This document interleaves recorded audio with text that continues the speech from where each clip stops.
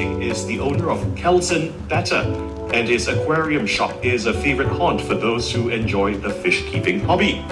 How is the retail slump starting to affect him? Let's find out. Kelson joins us on the line right now. Thanks very much for your time, Kelson. You've been around for some time. Share with us exactly how long Kelson Betta has been around. Well, I've been around for the last 17 years. Yeah, but I've been keeping bettas for around 20 years. Yeah. 20 years? Yeah. Yes. Betta is actually a generic name for fighting fish. So the colors actually attracted me very much, and something that attracted me most was like this fish is very different from other fish. So other fish doesn't react, but this fish, when they see each other, they will open up, they will flare, the fins will be showy, and the color will intensify. And so this fish has interaction with the owner. So right. Yeah, even you point at them with your finger, sometimes they may just flare at you. So you shared with us that these fishes, historically, traditionally, they were fighting fishes. Yes. But they're no longer used for fighting. Yes. Is there a reason why this practice stopped? Okay, so, of course, first is cruelty to animals. Yeah. So last time they used to breed this right for fighting. Yeah. But as years goes by, people get more educated. They don't like to be cruel to the fish. So, and with years of breeding with generation, they actually produce different types of color in a fighting fish. Yeah. So now they're mainly ornamental fish. Yes, correct. Yes. Okay. Yeah. So betta fishes, they come in all sorts of colors, but generally the shape, how they look, generally it's the same, right? They're distinctive for the tail, the fins. Last time when we talk about fighting fish, right, they are very dark colors, and the tail are very small. Yeah. So during the school days, like 20, 30 years ago, when you go to an aquarium shop, right, you can see all these small fish in small tiny bottles, and yeah. So all these years they have developed the fins. Yeah. The fins now are much wider, bigger, longer. And the colors of the fish, right, there's a lot of variety. Yeah, different kinds of names was given to them, yeah, for marketing. And so far, a lot of people really fall in love with this fish because of the reaction from the fish they get. And the most important thing is that most people think that it's a very hardy fish.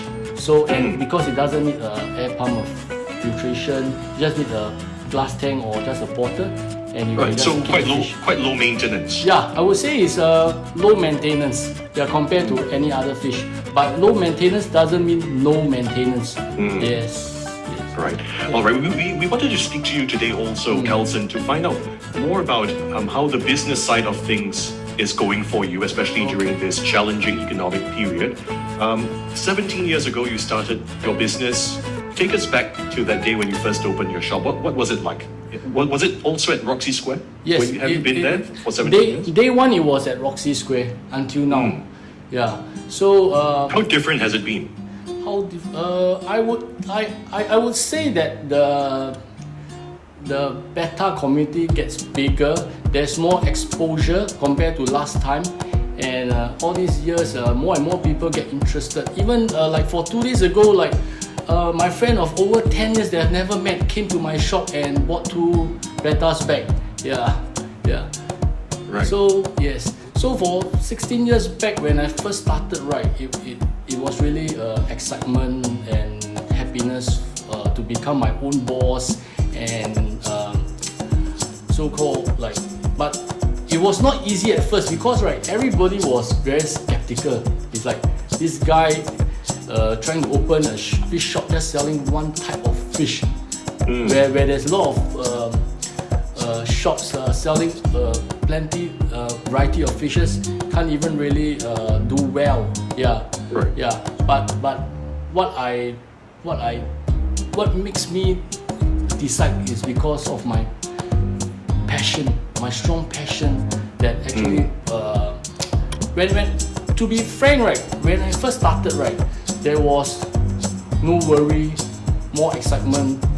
To me it was adventurous. I was young, ignorant. I don't know much about business.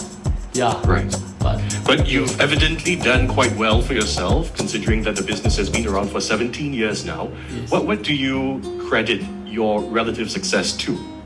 Considering that, you had some skeptics when you first started, thinking, how is this guy going to succeed when he's only selling one type of fish in his shop? okay, hard work. I would say hard work.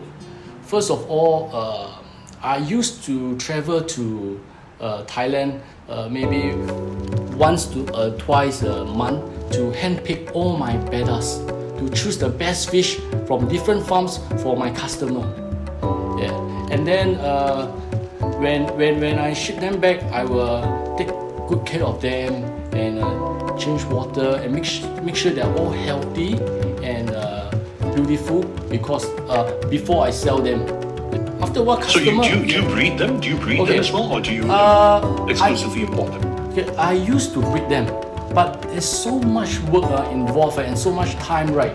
So I will just let the breeders in Thailand to do it. Yeah. Right. Okay. Yeah. I mean, we've over the past 1.5 years, coming to 2 years now, the economic situation, not just here but all over the world, it's been challenging to say the least. And just a week ago, we found out that one of the major tenants at your neighbor mall, Parkway big Parade, neighbor. Isetan, Yes. it's moving out soon. Yes. And that gave us a sense of what business sentiment, what footfall might be like in your part of Singapore, in the Marine Parade Katong area. How would you describe your business? How has it fared over the past 1.5 years? When during the start of the pandemic, it was still okay, but the only issue is that because I cannot fly to choose and select my bettas anymore, so it was quite difficult for me to getting used to video calling all my supplier to choose the fish.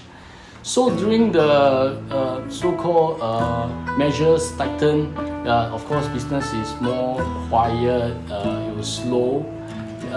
But when it start to open up, I can see that there's more interest for pets, not just for bettas. So during during phase 2, I mean when people can start coming out, they start looking for a pet. So Betta is one of the choices because first it's easy to keep and it's very colorful and it's not that costly, compared to like a dog and things like that. Yeah. Right, yes, I was going to ask you actually because when we had the circuit breaker and everyone had to stay home, we did read that a lot of pet shops in Singapore reported a huge spike in demand and business, and the prices for dogs, especially dogs, went up tremendously. Yes. Did you see the same effect for better fish as well? Okay. Have your prices had to increase as well? I didn't increase my price. I just see there's more customer coming. So I keep it at my regular price so that I can share more of this passion to more people. Right. So because not your many, business did improve during this period. My business did improve. So it's Good for you. It cover those days that is not too good. Yes. Right. But what about your operating costs? Because like you said, now you can't travel to go and source for your fish personally overseas, and with supply chains and supply lines being disrupted with border closures and things like that, have your operating costs increased? Mostly is the shipping cost has increased. So other than that, not much. Just that I sometimes when you choose from a video call, you can't see the fish that clearly. So sometimes you buy the wrong fish, and if you buy the wrong fish, if it's not so pretty, you can't sell it. So Right.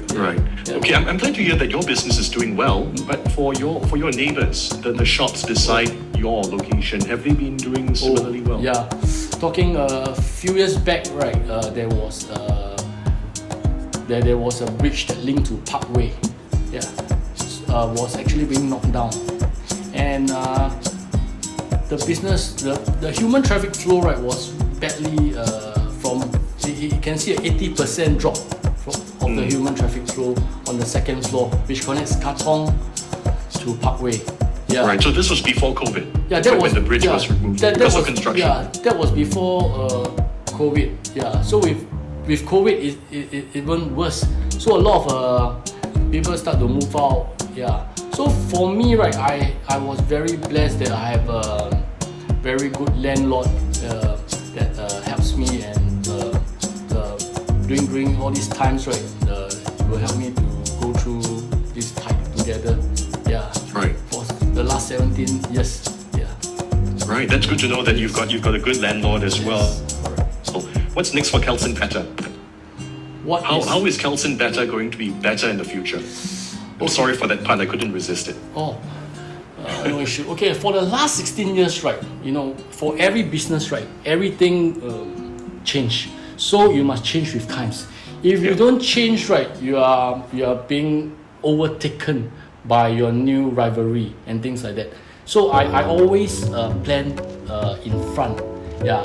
But for now, right, because it's still COVID is still on. So my plan is to actually stay put for now before and see what happens.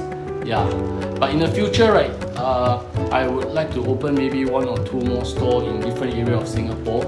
Yeah, to spread this passion for Singaporeans. Absolutely. Yeah. Well, thank you so much, Kelson, for being with us problem. and sharing with us your business journey, building Kelson Betta to the business that it is today. And we are glad to know that your business is doing well. We've been speaking to Kelson Singh, who is the owner of Kelson Betta at Roxy Square, about the changing retail scene in the Katong district. Once again, Kelson, we wish you all the best. You're listening to CNA 938.